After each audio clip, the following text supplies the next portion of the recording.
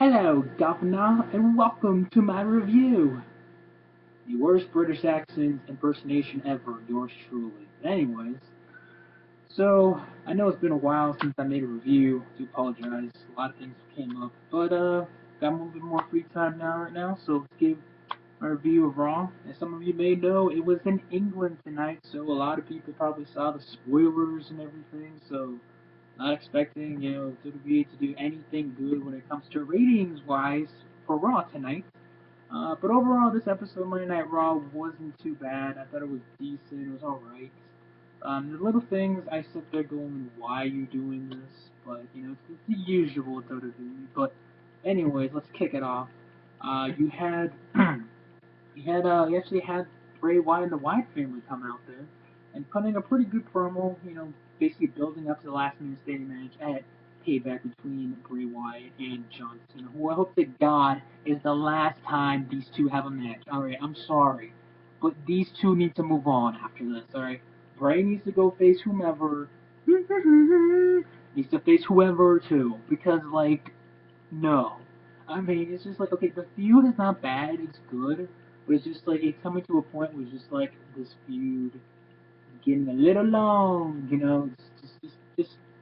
these guys have been feuding basically since, like, what, the Rumble? Just keep it going, alright? Just end it nice and sweet, alright? Thank you. Alright, so then you have, of course, Paul Heyman coming out there, who I still wonder to this very day, was his client Brock Lesnar the one that ended the streak? I wonder. Gee, I wonder if he did. I wonder, I really do. But you have Cesaro face Sheamus. Cesaro actually wins pretty cleanly. He wins in a non-title match against Sheamus for who's the current United States champion. So maybe a payback. We get Cesaro versus Sheamus for the United States title. That could be a pretty good match. So far it looks like a decent mid-card feud. So I'm all for it. Cool. So next you have this whole beat the clock challenge. Not to determine who's number one contender for the WWE World Heavyweight Championship. We'll get to that later. But for the Intercontinental Championship, wow, WWE is really trying to make the IC title prestigious. This is their first they do a whole tournament. Now they're doing a beat the clock challenge. So this is good. I appreciate this. WWE. They're actually trying to somewhat revive the mid card division here. So you have Ryback versus Big E, and the match is okay. Big E wins. Yeah, I'm thinking, okay, we had Big E versus Bad News Barrett. Let's not do this again. So then you have the part of the night where I'm sitting here going, WWE, what the hell is wrong with you? So if anyone that knows me, I think this Layla and Fandango storyline is just stupid. Okay, I mean, I know you're trying to do something for Layla. For you guys don't know, her contract expires sometime this year.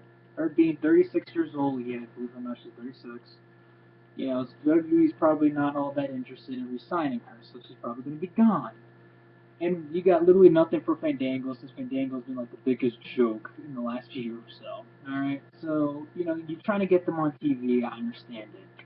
So now you bring back Summer Rae, who apparently, I guess, is done filming Marine 4 with The Miz. And now she comes in there and makes out with him and then beats the holy hell out of Layla, basically.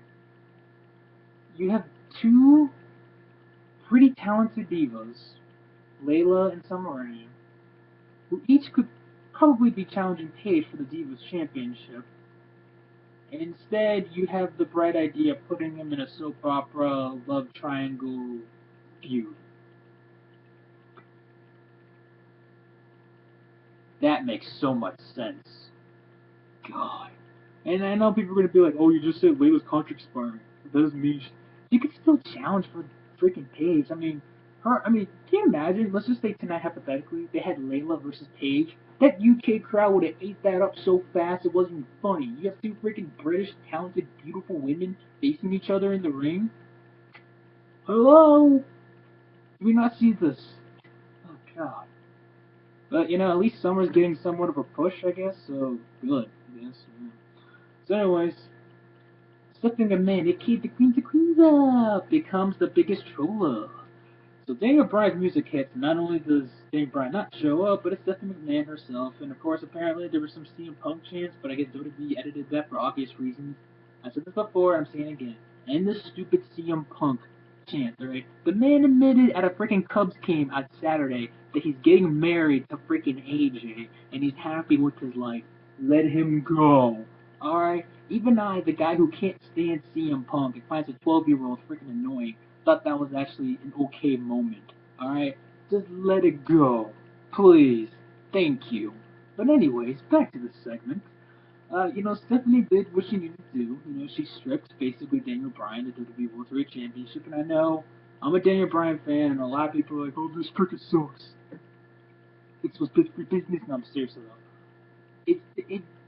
It needed to be done. The guy's gonna be out until like at least SummerSlam. You need someone else to hold the belt. Then maybe Daniel Bryan can come back, get that World Heavyweight Championship, and move on. And in some way, this is kind of a blessing in disguise because yes, Daniel Bryan was doing a decent job as a world champion, but the way he was booked with the whole Kane storyline was just so bad that it was just like, okay, you have this guy who's red hot as your world champion, and you're just cooling him off with freaking everything you can by bringing him in this like horrible, cheesy, PG horror movie feud. Like, no. But yeah, so who will become world champion? God knows. I mean, I know someone said Lesnar, and I was like, please God, like seriously. But maybe Kane, maybe I don't know. I mean, I'm sure WWE's wishing they let CM Punk go because now he would be a decent option, I guess, for world champion. But anyways, so next you find out that Alexander Rusev is not really so much of a racist as we thought he was. He was not. He wasn't beating a holy hell out of an African American. He was beating a Caucasian male, and that Caucasian male being the one-man band, baby, Pete Slater. And yeah, so I don't give a shit about Rusev. Lana, goddamn. So next we go with the whole again with the beat the clock challenge. You got to put Rio versus RVD, and I find this ironic because weren't these two battling each other at what Battleground and Night of Champions for the world title? And now they're going for the IC title. Life has its ways, huh? So RVD gets the win with 15 seconds left. I'm thinking, oh my god, No Job Rob might actually have a possibility of jobbing to Bad News Barrett at Payback. Maybe. So then you move on to Seth Rollins versus Batista. Now this was actually pretty interesting because you had Gunther coming in as a special ring announcer, and then you had the special timekeeper. So I'm thinking, okay, the odds obviously are stacked against Seth Rollins. Wrong, because out comes Dean Ambrose and Roman Reigns to be the special commentators, and this was actually a pretty good match, and it did what it needed to do. These guys beat the holy hell out of each other.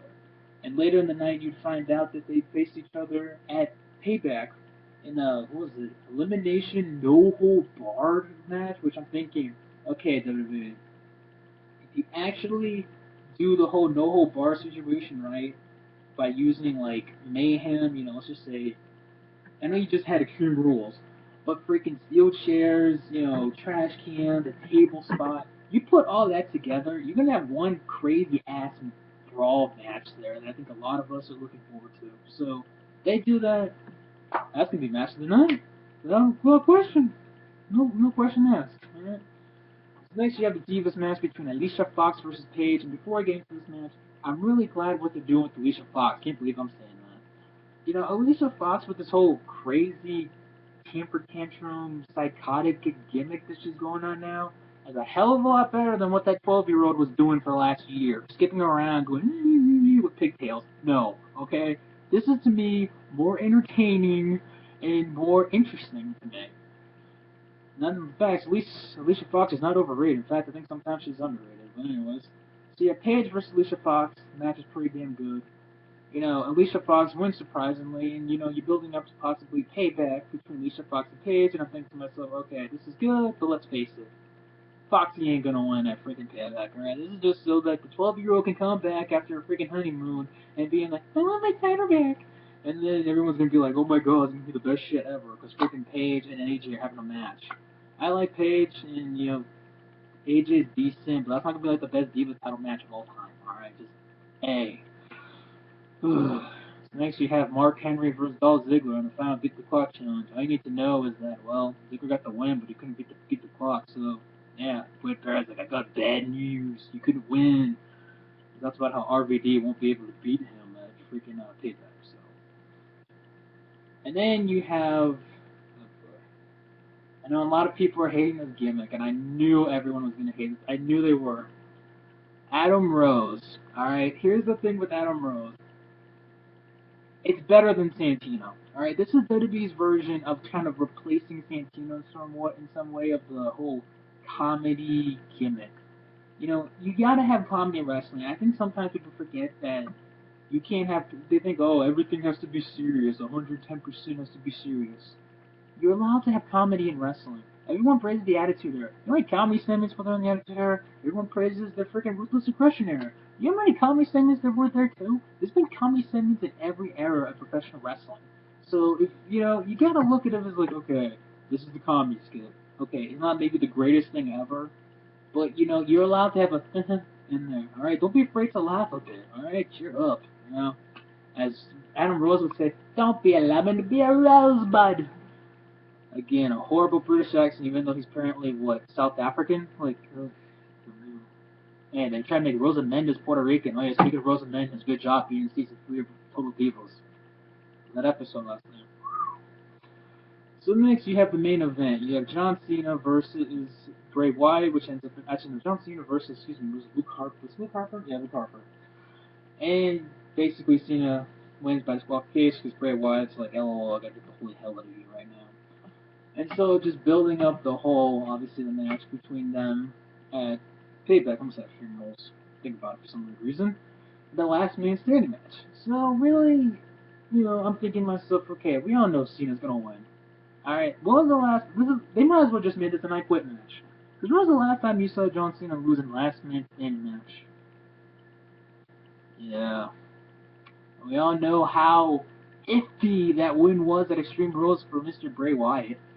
Hey, by the way, guys, speaking of Bray Wyatt, just wait till you see his brother. Bo Dallas this Friday on SmackDown. Because believe, guys, believe he's gonna debut and do well. Because last time he debuted, he freaking sucked when he tried going for Wade Barrett. Bad news, Barrett. Oh god. These WWE's pushing the young guys. I'm not complaining. So anyways, that's it for me. Hope you guys enjoyed the video. Peace.